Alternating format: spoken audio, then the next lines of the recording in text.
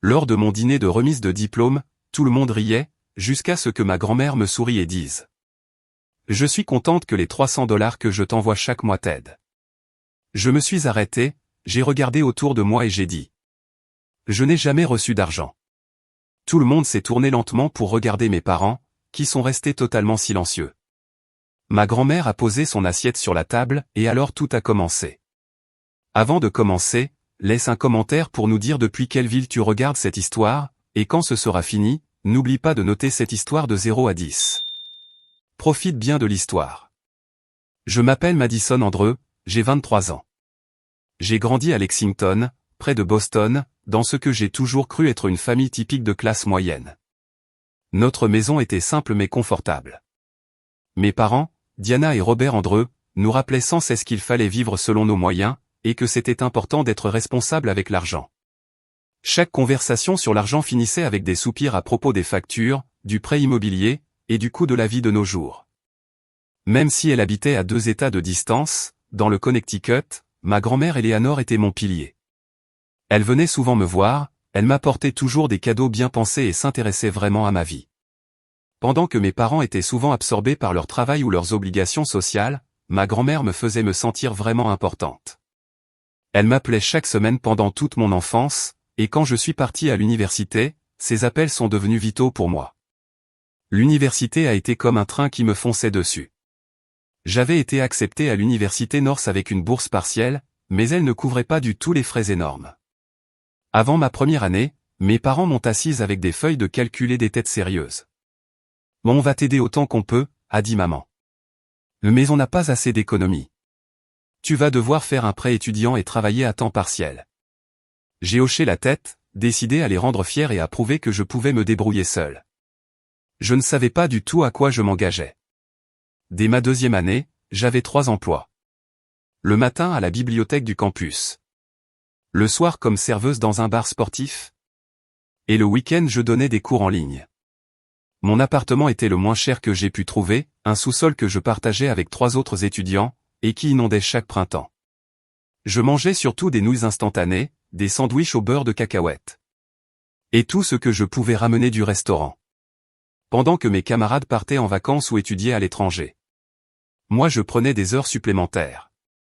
Quand mon ordinateur est tombé en panne juste avant les examens de fin d'année en 3e année. J'ai dû supplier le labo d'informatique de me laisser y rester plus longtemps. Parce que je ne pouvais pas m'en acheter un nouveau. Mes parents avaient pitié, mais ils me rappelaient qu'ils faisaient déjà leur maximum. Et que cette galère me rendrait plus forte. Je les ai crus. Je n'avais aucune raison de ne pas les croire. Quand la remise de diplôme est enfin arrivée, je me sentais fier, mais aussi épuisé.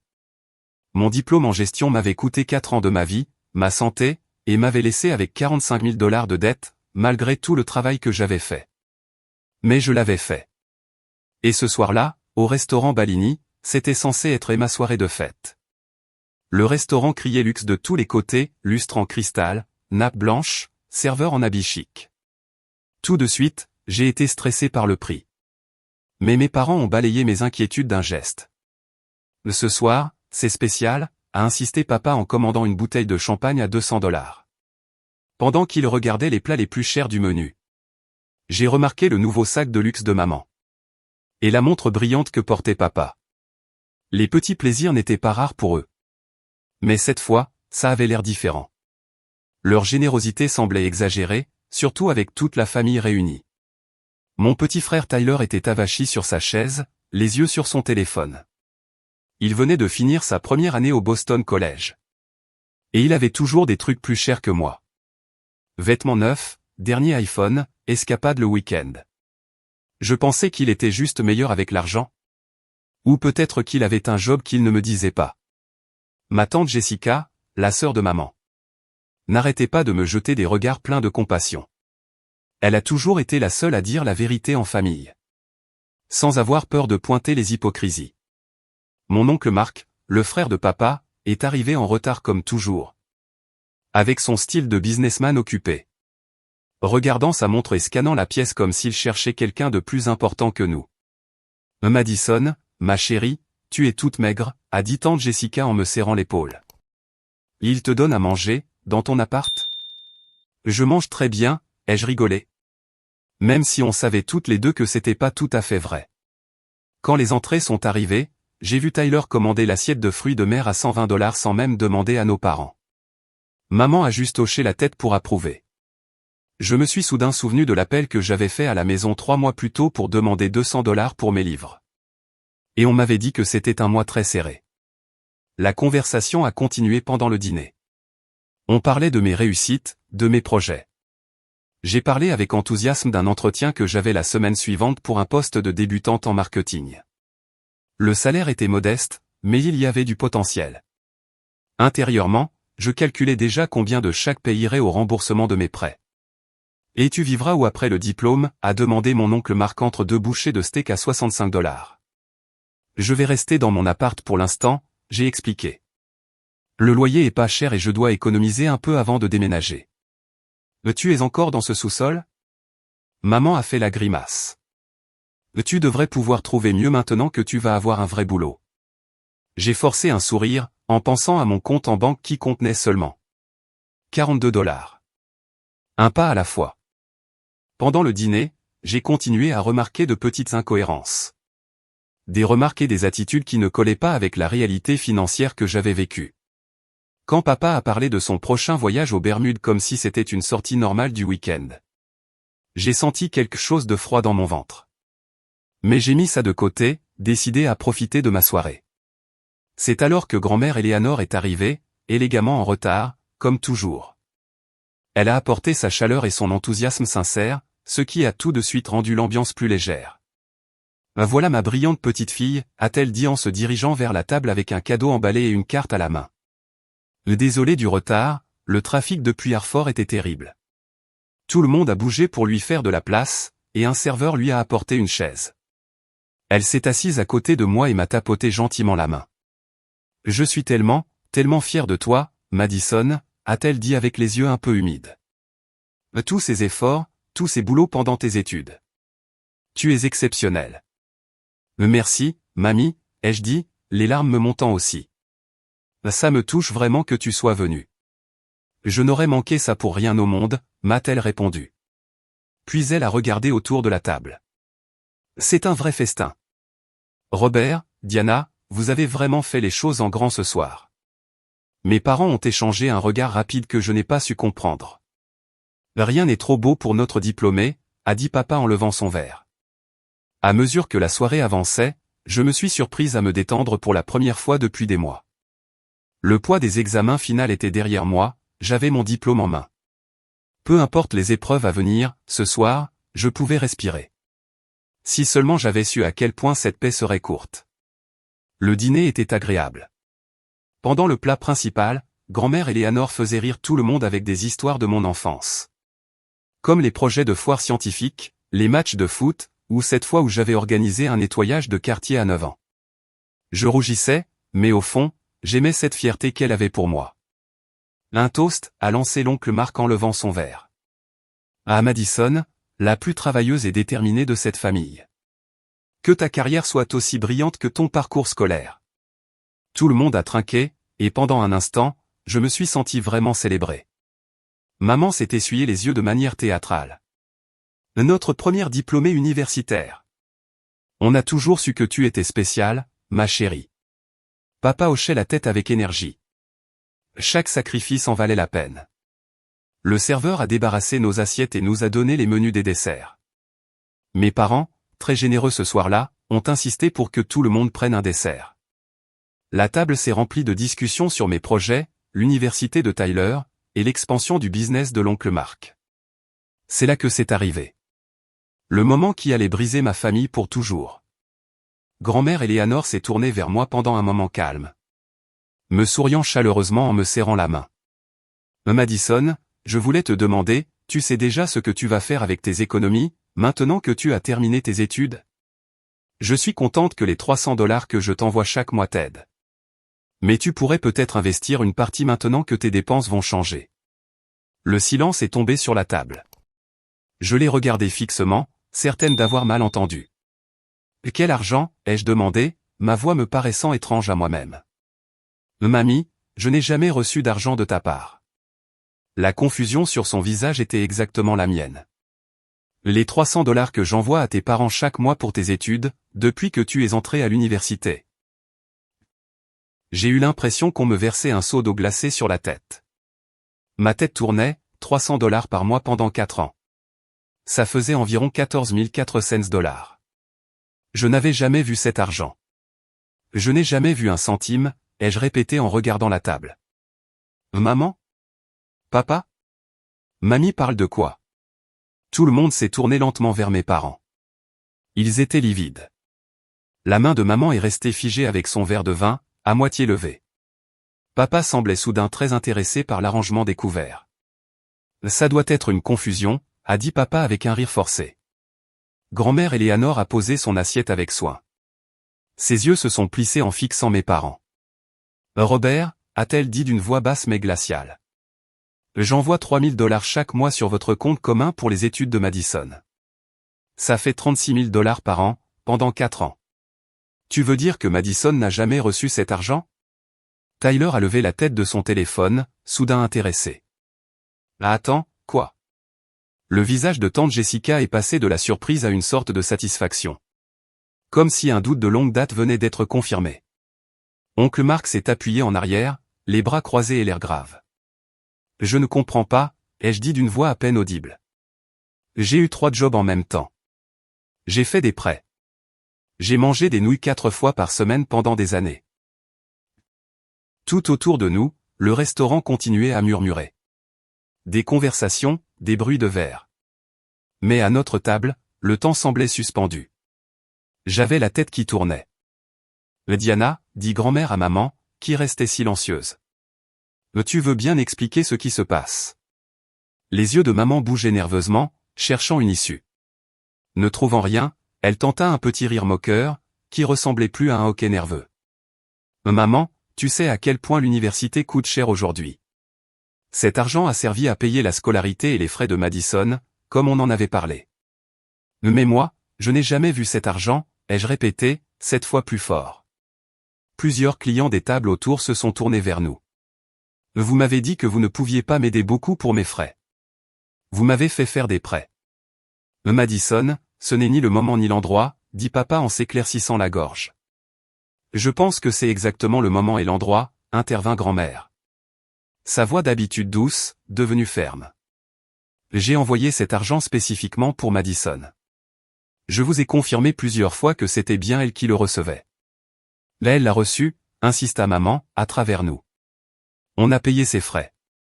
Seulement une partie, ai-je dit, en me souvenant. J'ai dû emprunter pour le reste. J'ai maintenant 45 000 $ de dette. Tyler nous regardait, perdu. Mais, vous me donnez de l'argent tous les mois, moi, dit-il. Une autre bombe venait d'exploser. Je me suis tourné vers lui. Quel argent? L'argent que vous déposez sur mon compte, dit-il lentement. La compréhension commençant à apparaître sur son visage. Tu ne reçois pas la même chose? J'ai eu la nausée. Toutes ces nuits où j'avais travaillé en double. Toutes ces fois où j'avais compté mes pièces pour acheter des pâtes. Toutes ces consultations médicales que j'avais évitées parce que je ne pouvais pas payer les frais. Vous m'aviez dit qu'on était fauchés, ai-je dit à mes parents, la voix tremblante. Vous m'avez dit que je devais apprendre à me débrouiller seul. Et regarde comme tu y es arrivé, essaya papa, faiblement. Tu as appris la responsabilité, le travail dur. En me mentant, coupa grand-mère. En volant l'argent que j'ai envoyé pour ses études et sa vie. Le mot « voler » flotta dans l'air comme un éclair. Nous n'avons rien volé, siffla maman, en se penchant vers l'avant. Nous sommes ses parents. On a décidé ce qui était le mieux. Ce qui était le mieux, ai-je répété, les larmes aux yeux. J'ai travaillé 35 heures par semaine tout en suivant des cours à plein temps. Je n'ai pas pu manger correctement, ni dormir suffisamment. Comment est-ce que c'était le mieux pour moi? Tante Jessica m'a pris doucement le bras. Respire, ma chérie. Mais j'avais du mal à reprendre mon souffle.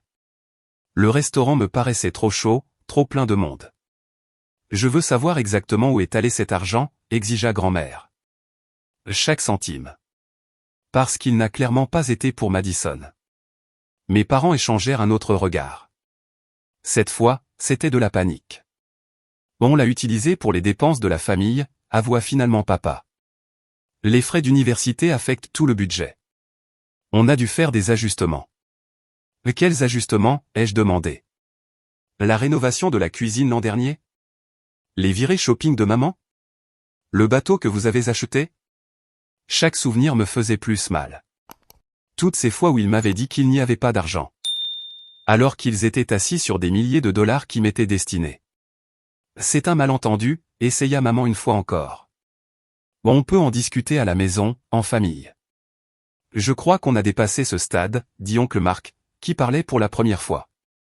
Robert, Diana, est-ce que vous avez dit à Madison qu'Eleanor lui envoyait cet argent? Le silence fut leur seule réponse. Est-ce que vous avez dit à Eleanor que vous gardiez l'argent au lieu de le transmettre à Madison? Encore du silence. C'est bien ce que je pensais, conclut oncle Mark, sombre. Je me suis tourné vers ma grand-mère. Son visage montrait de la douleur, de la trahison, et de plus en plus de colère. Mamie, je ne savais rien, ai-je dit, la voix brisée. Tout ce temps, je croyais que tu m'aidais seulement avec des appels et des colis de soutien. Je n'ai jamais su. Oh ma petite chérie, dit-elle en me prenant la main. Je croyais vraiment rendre ta vie universitaire plus facile. Je n'aurais jamais imaginé. Un serveur s'approcha de notre table, sentit la tension, et repartit discrètement. Toute ma vision des 4 dernières années s'effondrait autour de moi. Ce qui avait commencé comme une fête devenait une nuit cauchemardesque. Et on n'avait encore rien vu. Peut-être qu'on devrait continuer cette discussion ailleurs, suggéra papa, nerveusement. Regardant les tables voisines où les gens nous observaient désormais. Non, ai-je dit fermement, surprise par ma propre force. Je veux des réponses maintenant. J'ai attendu pendant des années sans même savoir que j'attendais quelque chose. Grand-mère acquiesça. J'ai envoyé cet argent chaque mois depuis août, avant la première année de Madison. Ça fait 4 ans et 4 mois. Un total de 156 000 $. Ma tête tournait. C'était encore plus que ce que j'avais calculé. L'argent était pour tes études, ton logement, ta nourriture. Et peut-être même un programme d'échange à l'étranger, continua-t-elle. Sa voix tremblante à cause de la colère tenue. Je voulais que tu te concentres sur tes cours, sans t'épuiser au travail. Chaque mot était un coup de couteau. Je n'ai jamais étudié à l'étranger parce que je ne pouvais pas me le permettre, ai-je dit à voix basse. J'habitais dans un sous-sol qui inondait chaque printemps. J'ai attrapé une pneumonie en 2e année parce que je ne pouvais pas réparer ma voiture. Alors j'allais travailler à pied sous la pluie. Maman se tortilla sur sa chaise, mal à l'aise. Madison, tu fais des histoires. Je fais des histoires, ma voix monta. En 3e année, mon ordinateur est tombé en panne juste avant les examens. Vous vous souvenez quand je vous ai appelé en pleurant parce que je ne pouvais pas en racheter un? Et vous m'avez dit qu'il n'y avait rien à faire? C'était à ce moment-là que vous prépariez votre croisière aux Bahamas. Celle que vous aviez qualifiée de voyage professionnel. Les yeux de Tyler s'écarquillèrent. C'était pas un voyage pro. Bien sûr que si, s'empressa de dire papa, mais sa voix tremblait. Montrez-moi vos relevés bancaires, exigea mamie Eleanor. Je veux voir où est allé tout cet argent. On n'a rien à te montrer, répondit maman, haussant la voix. Nous sommes les parents de Madison. On prend les décisions financières. J'ai 23 ans, ai-je répliqué. Vous n'aviez pas le droit de prendre des décisions avec de l'argent qui m'était destiné. Sans même me dire qu'il existait. La gravité de la situation commençait à me frapper. Ce n'était pas juste une histoire d'argent. C'était des années de mensonges. De trahison. Donc, pendant que je mangeais des nouilles et que je sautais des repas. Ma voix tremblait. Pendant que je bossais jusqu'à 2 heures du matin et que je me levais à 8 heures pour aller en cours. Pendant que j'avais des crises d'angoisse à cause du loyer. Vous aviez 3 000 $ par mois, qui était censé être pour moi.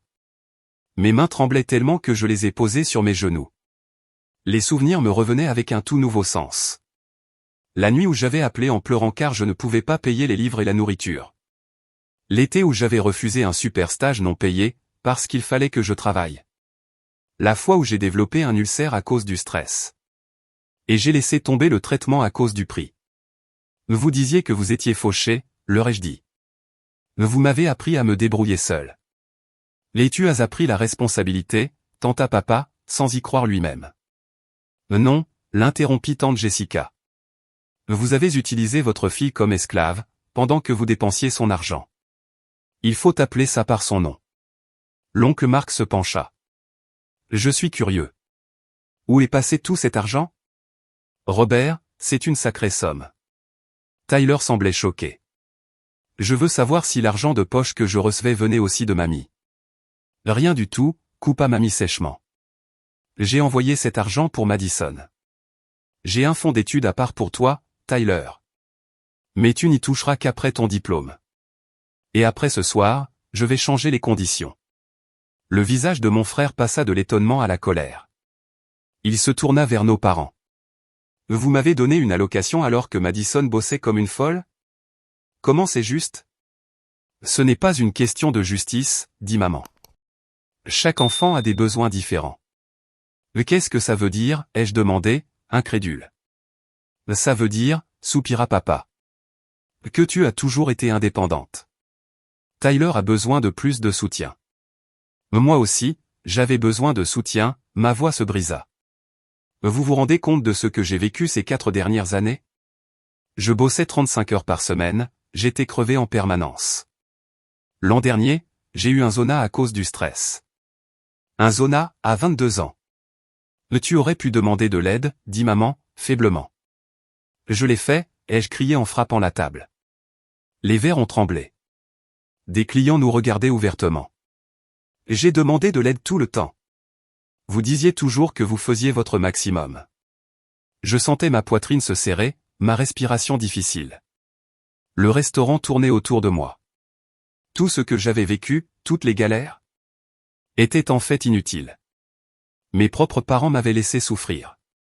Alors qu'ils avaient l'argent pour m'aider. Un argent qui était légalement et moralement à moi. J'ai fait des prêts, ai-je continué, essayant de ne pas pleurer. Et je vais devoir les rembourser pendant des années. Pourquoi?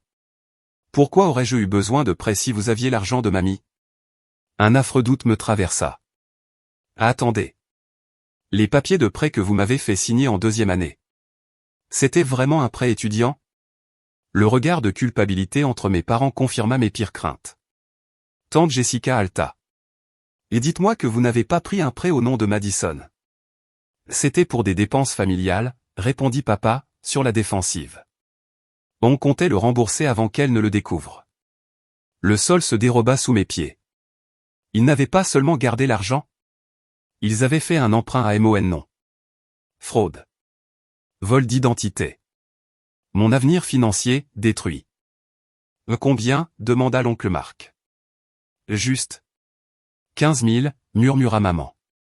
Juste, ai-je répété, choqué. Vous vous rendez compte de ce que vous avez fait? Les mains de mamie Eleanor tremblaient pendant qu'elle fouillait dans son sac. J'ai besoin de voir tous les documents, dit-elle. Les virements, les relevés, et ces soi-disant prêts. C'est une affaire de famille, tenta encore papa. Une affaire de famille, ai-je répété en ricanant. Vous appelez ça de la famille? Les familles ne se volent pas entre elles. Les familles ne mentent pas. Elles ne manipulent pas. Elles ne font pas de fraude. Madison. Dit maman en essayant de me prendre la main. Mais je l'ai retirée. Vous dites que vous m'aimez. Mais tout ce que vous avez fait, vous l'avez fait pour vous-même. Vous m'avez vu galérer, souffrir, tomber malade, pendant que vous viviez confortablement avec mon argent. Ça, ce n'est pas de l'amour. Je ne sais pas ce que c'est, mais ce n'est pas de l'amour. Le restaurant était devenu étrangement silencieux. Les gens autour nous regardaient. Il faut que je sorte prendre l'air, ai-je soufflé, attrapant mon sac et me dirigeant vers la sortie. Madison, attends, cria papa derrière moi. Mais j'avais déjà franchi les portes et inspiré profondément l'air frais de la nuit. La fête de ma remise de diplôme s'était transformée en cauchemar. Une révélation atroce. Ma famille, celle que je croyais connaître, n'existait pas. Je n'arrivais même pas à leur faire face. J'ai rejoint ma voiture avant que les larmes commencent à couler pour de vrai. Je tremblais tellement que je n'arrivais pas à insérer la clé. C'était trop. 4 années de souffrance, pour rien. 4 années de mensonges. Mes propres parents m'avaient regardé souffrir. Tout en dépensant dans leur dos l'argent qui devait m'aider. Quand j'ai réussi à démarrer, j'ai vu mamie Eleanor courir hors du restaurant, téléphone à la main, me cherchant dans le parking. Mais je ne pouvais affronter personne. Pas même elle. Je me suis éloigné, les larmes floutant ma vue. J'ai dû m'arrêter à quelques rues plus loin.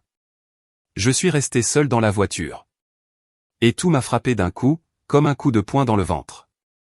Je me suis effondré sur le volant, en sanglots. Mon téléphone vibrait sans arrêt. Mes parents, mamie, Tyler. Je les ai tous ignorés. Jusqu'à ce que mamie appelle une troisième fois. Quelque chose me disait qu'il fallait répondre. Madison, dit-elle, la voix chargée d'émotion. Où es-tu, ma chérie? Je ne sais pas. Ai-je dit en pleurant. Pas loin. Juste, je ne pouvais pas rester là-bas. Je comprends. Je suis désolé. Vraiment. Je n'avais aucune idée. Elle marqua une pause. Est-ce qu'on peut se voir demain? Il y a beaucoup à dire. Et je veux t'aider à arranger tout ça. Le choc en moi se transformait doucement. En quoi? En détermination. Mon diplôme marquait la fin d'un chapitre. Et le début d'un autre. J'avais survécu à 4 années de lutte. Je pouvais survivre à cette trahison aussi. Oui, lui ai-je dit, en respirant profondément. Voyons-nous demain. Je crois qu'il est temps, qu'on soit honnête, dans cette famille. Je n'ai presque pas dormi cette nuit-là. Mon petit appartement, qui m'avait toujours semblé être un symbole d'indépendance malgré ses défauts, me paraissait maintenant être une preuve du grand mensonge que mes parents m'avaient fait vivre. Le plafond fissuré, l'eau chaude qui marchait une fois sur deux, les meubles de récup. Tout ça aurait pu être évité. Mamie croyait m'aider. Et moi, je vivais comme si je n'avais personne.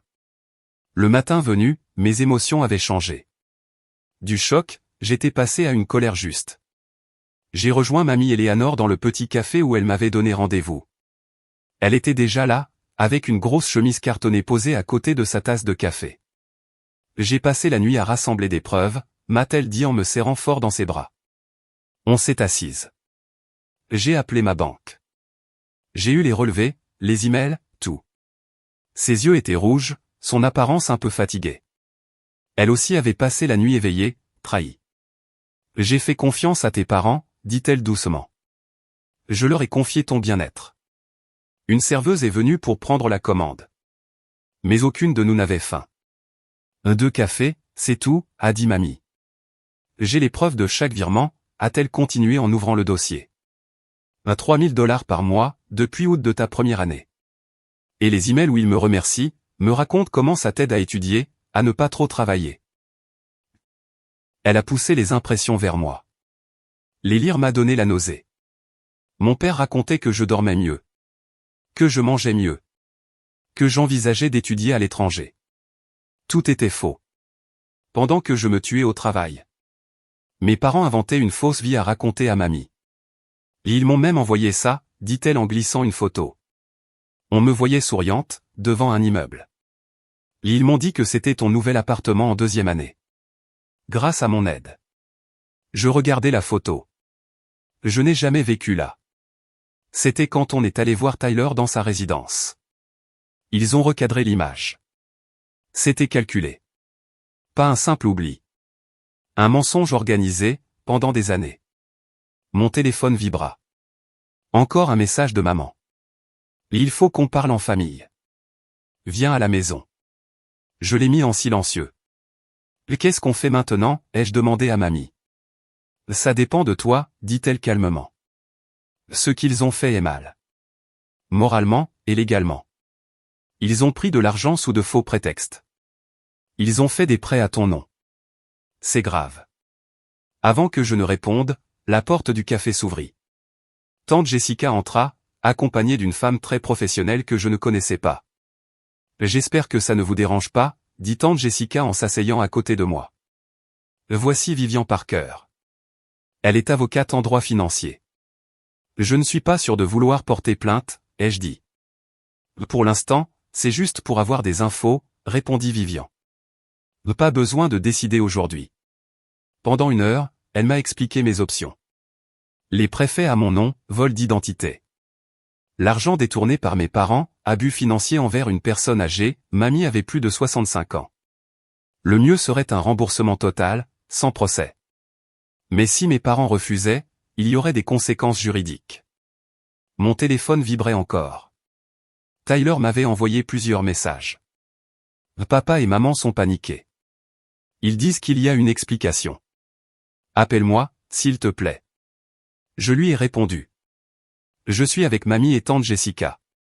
On t'appelle après. Quand on a terminé notre réunion, un autre message est arrivé. C'était papa. On est prêt à régler ça.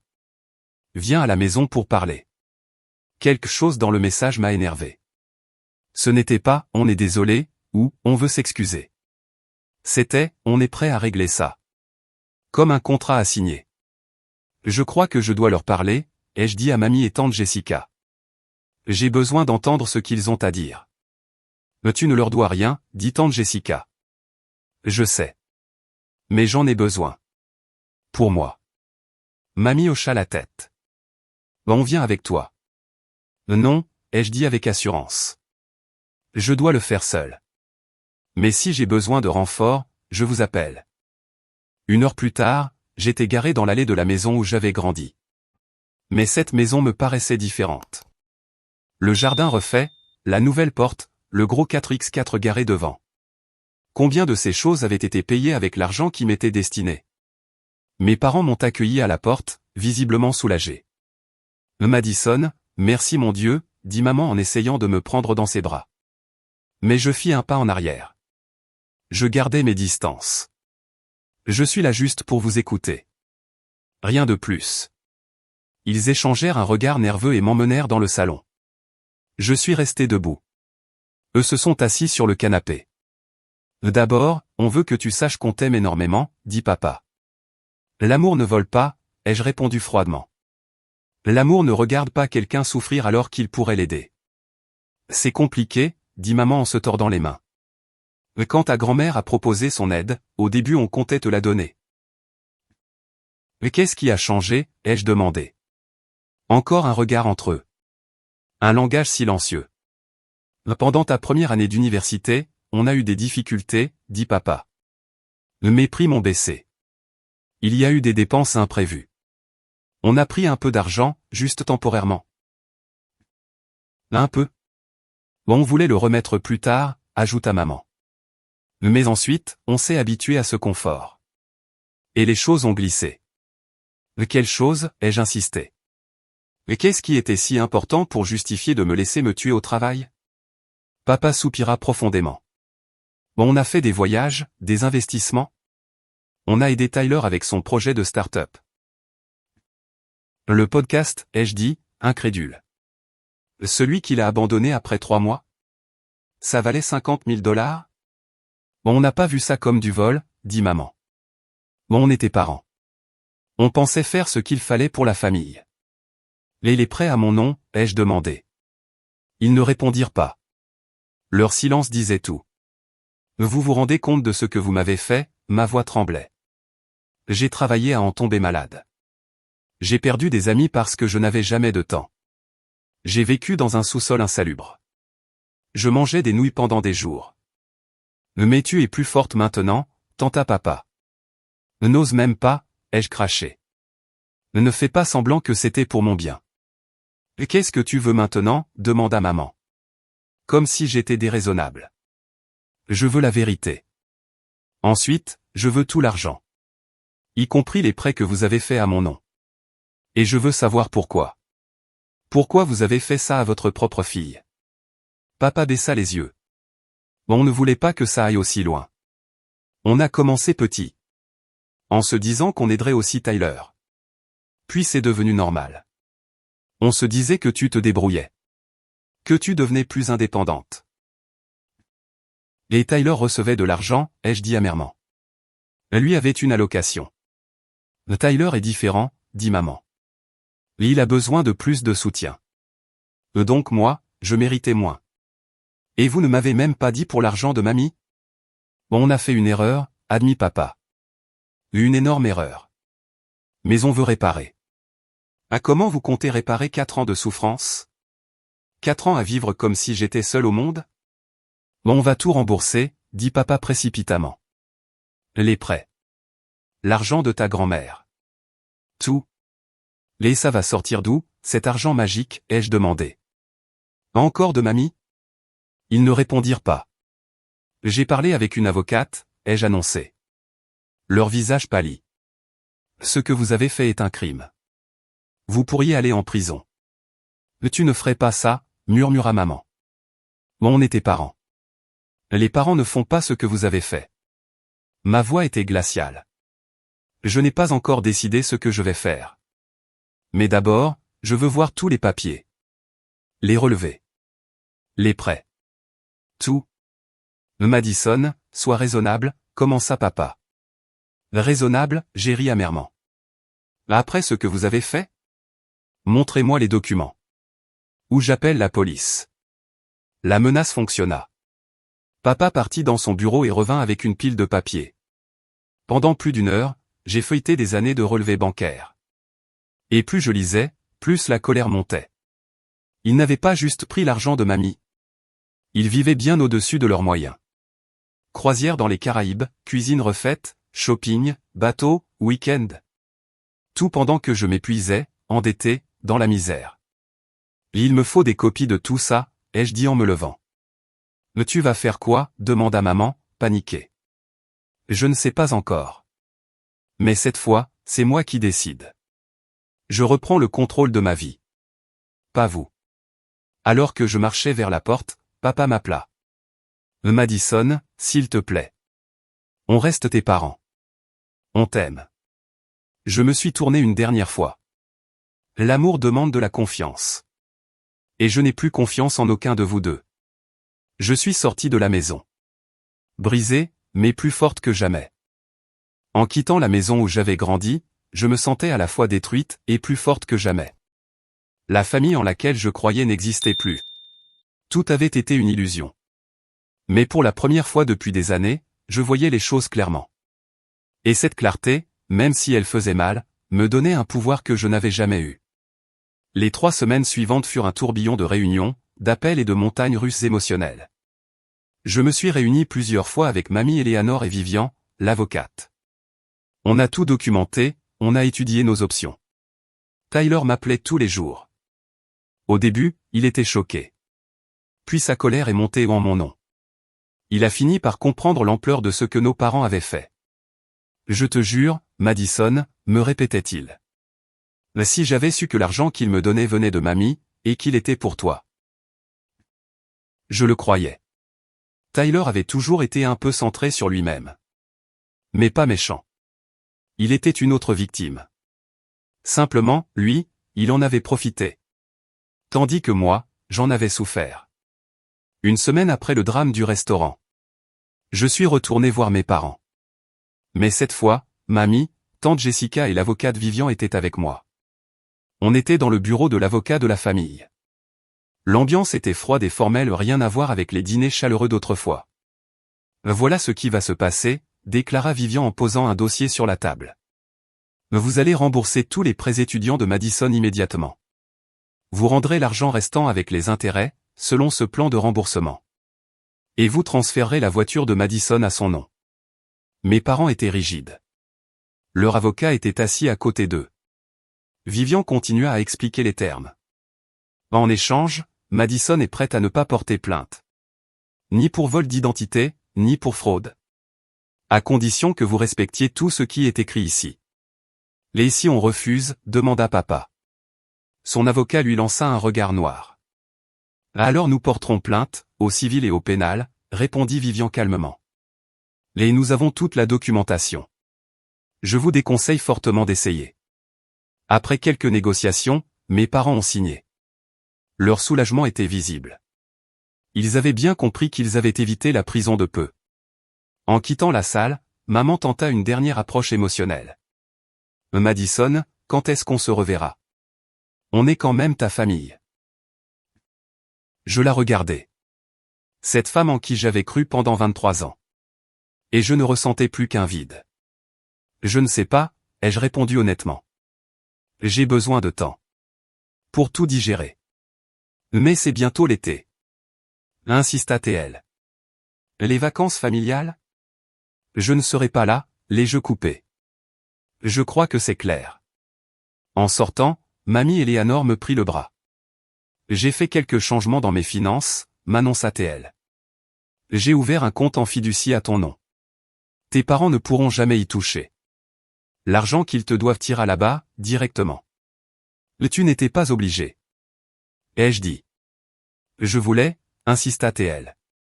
Je t'ai déjà laissé tomber une fois, en faisant confiance aux mauvaises personnes. Je ne referai pas la même erreur. De retour dans mon petit appartement. J'ai commencé à reconstruire ma vie.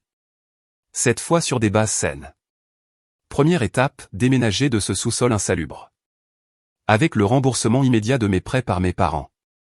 J'ai pu utiliser mes économies pour payer la caution d'un nouvel appart.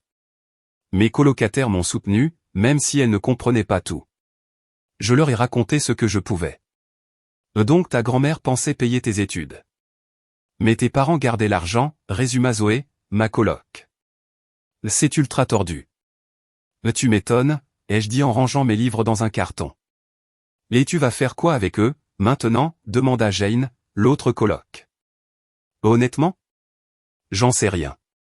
Pour l'instant, je prends les choses au jour le jour. J'ai commencé à voir une thérapeute.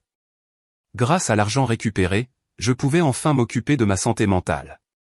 La docteure Cooper m'a aidé à comprendre que ce que j'avais vécu, c'était du gaslighting. Et un abus financier.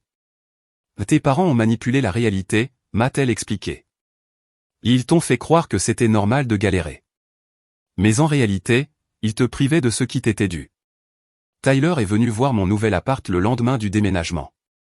Il avait une bouteille de vin, et l'air coupable. J'ai rendu l'argent que maman et papa m'ont envoyé ce mois-ci, m'a-t-il dit. Et je vais chercher un vrai boulot. Fini l'argent de poche. C'est bien, ai-je dit en rangeant la vaisselle. Mais tu sais que ça ne concerne pas que toi, hein. Je sais, répondit-il en s'asseyant sur le tabouret de la cuisine. Mais j'ai l'impression d'avoir été complice. Toutes les fois où tu parlais de tes boulots de nuit. Ou que tu disais que tu ne pouvais pas t'acheter des trucs. J'aurais dû me demander pourquoi moi j'avais la belle vie. On leur faisait confiance, ai-je dit. C'est ce que des enfants font avec leurs parents. Il acquiesça tristement. Tu crois que tu leur pardonneras un jour? Je me suis arrêté pour y réfléchir. Je ne sais pas. Le pardon, peut-être. Mais la confiance, c'est autre chose. 6 mois après l'obtention de mon diplôme, j'ai reçu une lettre de mon père. Écrite à la main. Pas un SMS, pas un mail. Une vraie lettre. Je l'ai laissée sur le plan de travail 2 jours avant de l'ouvrir. J'avais peur de ce qu'elle contenait. Mais ce n'était pas une supplication ou une excuse vide. C'était un relevé complet de comment ils avaient dépensé l'argent. Détaillé. Sans excuse. Il avait tout listé, la rénovation de la cuisine, les vacances, le bateau, le shopping. Tout ce qu'il s'était offert pendant que je souffrais. Je ne pourrai jamais réparer ce que nous t'avons fait, écrivait-il. Je ne pourrai jamais te rendre les années d'université que tu aurais dû avoir. Tout ce que je peux faire, c'est reconnaître ce que je t'ai pris. Et m'engager à faire le nécessaire pour réparer. Si un jour tu veux avoir à nouveau une relation avec nous, ce sera entièrement ton choix. Et je respecterai ta décision. Ce n'était pas parfait. Mais c'était la première fois qu'un de mes parents admettait clairement que le problème. Ce n'était pas ma réaction. C'était leur comportement. J'ai montré la lettre à la docteure Cooper à notre prochaine séance. Tu en penses quoi, m'a-t-elle demandé. Je ne sais pas, ai-je admis. Une partie de moi est encore en colère. Et je crois que je le serai toujours. Mais une autre partie de moi reconnaît que c'est la première fois qu'il assume vraiment ce qu'il a fait. Sans se justifier. Tu veux lui répondre? J'ai réfléchi. Pas maintenant. Mais peut-être un jour. À l'approche du premier anniversaire de ma remise de diplôme. Je me retrouvais dans un endroit très différent de ce que j'avais imaginé. Ma carrière avançait bien. J'avais déjà eu une petite promotion dans l'agence de marketing. Mon salaire me semblait énorme, comparé à mes anciens jobs à mi-temps. Je pouvais enfin payer les choses essentielles. sans avoir la boule au ventre. J'ai commencé à mettre de côté un fonds d'urgence, ma retraite, et même un peu pour me faire plaisir de temps en temps. Comme aller dîner avec des amis. Mamie Eleanor était devenue une présence régulière.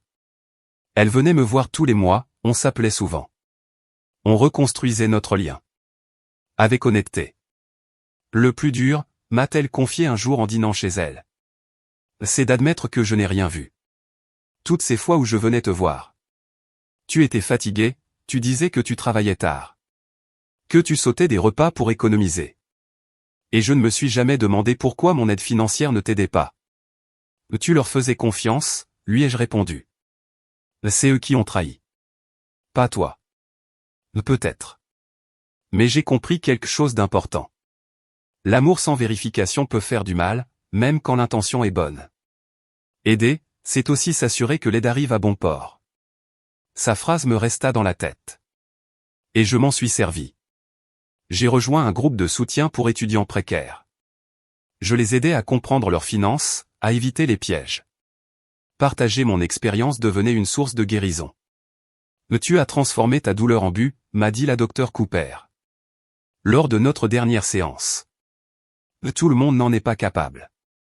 3 mois après la remise de diplôme. Toutes les dettes urgentes étaient réglées. Mes prêts avaient été remboursés. La voiture était à mon nom. Mes parents avaient fait les 2 premiers versements du plan de remboursement. Je m'étais installé dans mon nouvel appartement. J'avais une routine stable. Et surtout, je me reconstruisais. Mais la guérison émotionnelle, elle, avançait lentement. C'est un deuil, m'a expliqué la thérapeute. Tu fais le deuil de la famille que tu pensais avoir. Tes parents sont encore en vie, mais ce sont eux que tu dois apprendre à affronter. Le plus dur, c'était qu'ils essayaient toujours de reprendre contact. Messages, cadeaux, invitations. Et même une demande de thérapie familiale. Celle-là, je l'ai envisagée sérieusement. Ce serait à tes conditions, m'a rappelé mamie. Pendant un dîner chez elle. Tu choisis le thérapeute, les règles, ce que tu es prête à dire. Je ne sais pas s'ils sont prêts à m'écouter, ai-je dit. Maman parle encore de passer à autre chose sans admettre ce qu'ils ont fait. Tu ne leur dois ni pardon, ni réconciliation, répondit mamie. C'est toi qui choisis. Tyler était devenu un allié inattendu. Il avait emménagé avec des amis, trouvé un petit job. Et refusé l'aide de nos parents. C'est bizarre, m'a-t-il dit un jour au café. Mais je suis plus heureux. J'ai l'impression d'être adulte, pour la première fois. Bienvenue dans mon monde, ai-je dit, à moitié en plaisantant. Plus tard, j'ai accepté la thérapie familiale. Mais à mes conditions. 3 séances. La première fut douloureuse. Maman se défendait encore. Mais papa, pour une fois, l'a arrêté. La deuxième fut plus profonde. On a parlé des fois où j'avais demandé de l'aide. Et qu'on me l'avait refusé. De la fois où j'ai dû choisir entre un traitement antiviral et payer mon loyer. Ce mois-là, vous étiez à Napa Valley en week-end dégustation de vin, ai-je dit. Maman se crispa. On ne savait pas que tu étais si malade. Je vous ai appelé du cabinet du médecin. Je vous ai dit que j'étais malade.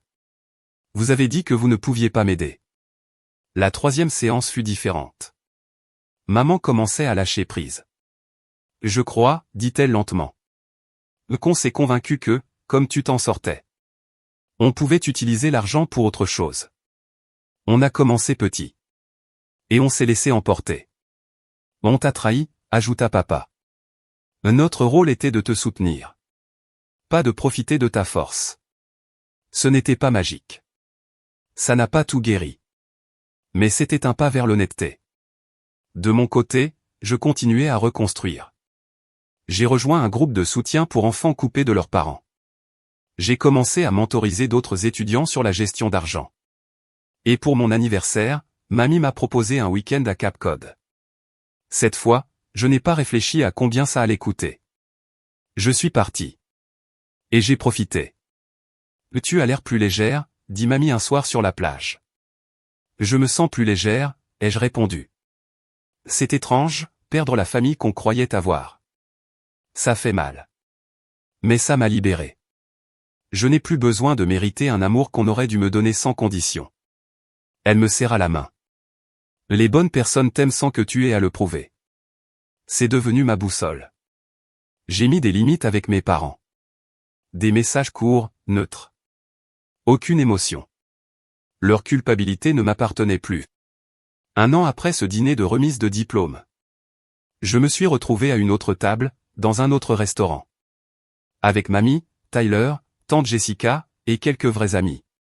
Cette fois, c'était pour fêter ma promotion. J'étais maintenant responsable de compte dans mon agence. Tout avait changé. Mamie leva son verre. Ah Madison. Pas seulement pour ton succès au travail. Mais pour ton courage, ton honnêteté, ta résilience. Je n'ai jamais été aussi fier. J'ai regardé autour de moi. Et j'ai senti une immense gratitude. Pas parce que tout était parfait. Mais parce que tout était vrai. J'avais bâti une vie, non pas sur des illusions. Mais sur la vérité. Même si elle faisait mal. Tyler me demanda. Tu crois que tu leur pardonneras un jour? Je travaille dessus, ai-je répondu. Pas pour eux. Pour moi. Et la confiance, demanda-t-il. C'est différent. Le pardon, c'est pour le passé. La confiance, c'est pour l'avenir. Je peux pardonner. Sans jamais leur faire confiance à nouveau. Et c'était ça, ma plus grande leçon. Je pouvais comprendre. Sans me rendre vulnérable. Je pouvais avoir de la compassion. Sans me trahir. Ce que j'avais perdu, c'était une illusion. Ce que j'avais gagné, c'était moi.